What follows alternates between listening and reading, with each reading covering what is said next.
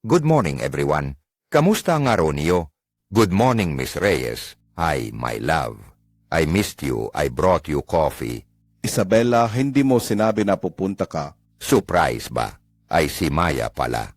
Nandito ka pa rin, Maya dear. May sasabihin ako sa'yo. Alam mo ba na, ang cheap ng outfit mo ng gayon, asterisk, gasp, asterisk, Mrs. Isabella, and your work. Medyo basic. Don't you think, Gab? asterisk, looking at Gabriel, asterisk, sir. See, even Gabriel knows. Maybe you're not fit for this company. Come, love, let's have lunch. Bye, Maya. Ang sakit naman nun para kay Maya. Huwag kang umiyak, Maya. Huwag